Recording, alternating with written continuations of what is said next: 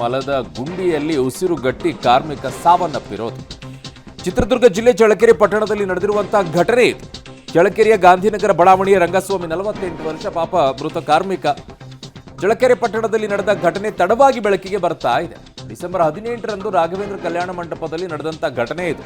December 23ರ ರಾತ್ರಿ ಚಳ್ಳಕೆರೆ ಠಾಣೆಯಲ್ಲಿ ಪ್ರಕರಣ ದಾಖಲಾಗಿದೆ. ದೂರು ಕೊಟ್ಟವರು ಯಾರು? ನಗರಸಭೆ ಕಂದಾಯ ನಿರೀಕ್ಷಕ ಗುರುಪ್ರಸಾದ್ರಿಂದ ಈಗ ದೂರನ್ನ ನೀಡಿದ್ದಾರೆ. ಕಲ್ಯಾಣ ಮಂಟಪದ ಮಾಲೀಕ ಗುರುವೀರ್ ನಾಯಕ್ ವಿರುದ್ಧ ಈಗ ದೂರನ್ನ ನೀಡಿರೋದು. ಸಫಾಯಿ ಕರ್ಮಚಾರಿಗಳ ಸೇವಾ ಸಮಿತಿಯಿಂದ ಡಿಸಿ ಕಚೇರಿಗೆ ಈಗ ದೂರು ಕೂಡ ಹೋಗಿದೆ ಈ ವಿಚಾರದಲ್ಲಿ. ಡಿಸಿ ಕಚೇರಿಯಿಂದ ಸೂಚನೆಯ ಹಿನ್ನೆಲೆಯಲ್ಲಿ ನಗರಸಭೆಯಿಂದ ಈಗ ಪರಿಶೀಲನೆಯನ್ನ ಮಾಡ್ತಾ ಇದ್ದಾರೆ. ಚಳ್ಳಕೆರೆ ಪೊಲೀಸ್ ಠಾಣೆಗೆ ದೂರನ್ನ ಈಗ ನಗರಸಭೆ ಅಧಿಕಾರಿ ಸಲ್ಲಿಸಿದ್ದಾರೆ. ನೀರಿನ ತೊಟ್ಟಿಯಲ್ಲಿ ಬಿದ್ದು ಸಾವು ಅಂತ ಮೊದಲು ದೂರು ದಾಖಲಾಗಿತ್ತು. ಬಟ್ ಅದಲ್ಲ, ಅಲ್ಲಿ ಮಲದ ಗುಂಡಿಯಲ್ಲಿ ಉಸಿರುಗಟ್ಟಿ ಕಾರ್ಮಿಕ ಸಾವನ್ನಪ್ಪಿರೋದು. ಯಾಕ್ರಿ ಇನ್ನೂ ಈ ಅಮಾನವೀಯ ಪದ್ಧತಿಯನ್ನು ಇಟ್ಕೊಂಡಿದ್ದೀರಾ? ಇದಕ್ಕೆ ಯಾರು ಹೊಣೆಗಾರರಿದ್ದಾರೆ ಅವರನ್ನು ಮೊದಲು ಇನ್ನೊಂದು ಸಲ ಅದು ನಡೆಸಬಾರ್ದು. ಅದನ್ನು ಸೀಸ್ ಮಾಡಿ, ಅದನ್ನು ಕಲ್ಯಾಣ ಮಂಟಪ ಏನಿದೆ ಅವಂದೇ ಆಗಿದ್ದಿದ್ರೆ ಅದನ್ನು ಸೀಸ್ ಮಾಡಿಸಿ. ನರಳಾಡಬೇಕು ಇನ್ನೊಂದು ಸಲ. ಪಾಪ ಒಳಗಡೆ ಯಾವ ರೀತಿ ನರಳಾಡಿರ್ತಾರೆ ಅವರು, ಯೋಚನೆ ಬೇಡವಾ? ಈ ಥರ ಎಲ್ಲ ಮಾಡಿಸ್ಬೇಕು. ನೀವೇ ಹೇಳಿದ್ ಕ್ಲೀನ್ ಮಾಡ್ಕೊಳ್ಳಿ, ನಿಮ್ಮದೇ ಇದ್ರೆ ಅದನ್ನು. ಇನ್ನೊಬ್ಬನ ಕರ್ಸ್ಕೊಂಡು ಬಂದುಬಿಟ್ಟು ಇಳಿಯೋದು ಏನು ಬಂದಿಲ್ವಾ? ಈಗೆಲ್ಲ ಮೆಕ್ಯಾನಿಸಮ್ಗಳೆಲ್ಲ ದೊಡ್ಡ ದೊಡ್ಡ ಗಾಡಿಗಳು ಬಂದಿದ್ದಾವೆ. ಪೈಪ್ ಹಾಕೋಕ್ಕೆ ಕಾಸು ಜಾಸ್ತಿ ನಿಮಗೆ, ಅದಕ್ಕೆ ಇವ್ರು ನಿಲ್ಲಿಸ್ಬೇಕು, ಕಡಿಮೆ ಖರ್ಚಲ್ಲಿ ಆಗೋಗುತ್ತೆ ಅಂತ.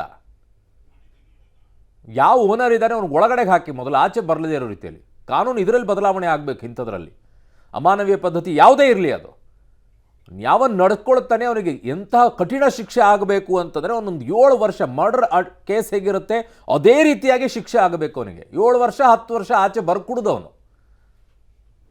ಅವ್ನಿಗೆ ಯಾವ ಬಿಸ್ನೆಸ್ ಇದ್ರೆ ಸೀಸ್ ಆಗಬೇಕು ಅದು.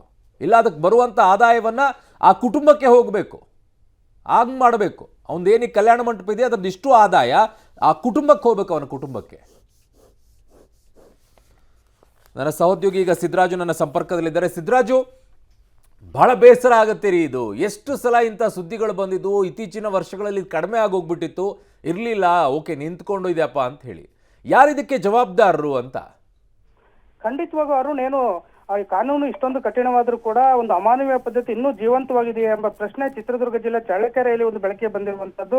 ಏನು ಕಳೆದ ಡಿಸೆಂಬರ್ 18ರಂದು ಒಂದು ರಾಘವೇಂದ್ರ ಕಲ್ಯಾಣ ಮಂಟಪ ಎಂಬ ಒಂದು ಕಲ್ಯಾಣ ಮಂಟಪದ ಬಳಿ ಒಂದು ಘಟನೆ ನಡೆದಿರುವಂತದ್ದು. ಏನೋ ಆ ಒಂದು ಕಲ್ಯಾಣ ಮಂಟಪದ ಮಾಲೀಕರು ಈ ಒಂದು ಕೃತ್ಯ ನಡೆಸಿದರೆ ಎಂಬ ಸಂಬಂಧ ಈಗಾಗಲೇ ಚಳ್ಳಕೆರೆ ಪೊಲೀಸ್ ಠಾಣೆಯಲ್ಲಿ ಪ್ರಕರಣ ಕೂಡ ದಾಖಲಾಗಿದೆ. ಇದಕ್ಕೆ ಸಂಬಂಧಪಟ್ಟಂತೆ ಈ ಹಿಂದೆ ಏನು ನೀರಿನ ತೊಟ್ಟಿಯಲ್ಲಿ ಬಿದ್ದು ವ್ಯಕ್ತಿ ಸಾವು ಅಂತ ಉಲ್ಲೇಖ ಮಾಡಿದ್ರು, ದೂರು ನೀಡಿದ್ರು. ಆದ್ರೆ ಇದನ್ನು ಸ್ಥಳ ಪರಿಶೀಲನೆ ನಡೆಸಿರುವಂತಹ ನಗರಸಭೆ ಕಂದಾಯ ನಿರೀಕ್ಷಕರಿಂದ ಒಂದು ಪ್ರಕರಣ ಬೆಳಕಿಗೆ ಬಂದಿರುವಂತದ್ದು. ಈ ಸಂಬಂಧ ಈಗಾಗಲೇ ನಗರಸಭೆಯ ಕಂದಾಯ ನಿರೀಕ್ಷಕರಿಂದಲೂ ಕೂಡ ದೂರು ದಾಖಲಾಗಿದೆ. ಈ ಹಿನ್ನೆಲೆಯಲ್ಲಿ ಈಗಾಗಲೇ ಸಂಪೂರ್ಣ ಏನು ಈ ಸಂಬಂಧಪಟ್ಟಂತೆ ವಿಚಾರಣೆ ಮತ್ತು ತನಿಖೆ ಕೂಡ ಮುಂದುವರೆದಿದ್ದು, ಪದೇ ಪದೇ ಇಂತಹ ಪ್ರಕರಣಗಳು ಮರುಕಳಿಸ್ತಿರೋದ್ರಿಂದ ನಿಜವಾಗ್ಲೂ ಕೂಡ ಪ್ರಜ್ಞಾವಂತ ಸಮಾಜ ತಲೆ ತಗ್ಗಿಸುವಂತಾಗಿದೆ ಅಂತ ಹೇಳ್ಬೋದು.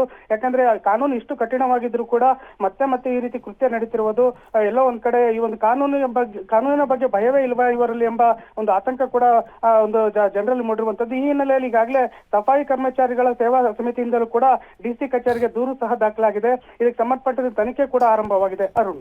ಓಕೆ ಸಿದ್ದರಾಜ್, ನಿಮ್ಮ ಮಾಹಿತಿಗೆ ಧನ್ಯವಾದಗಳು.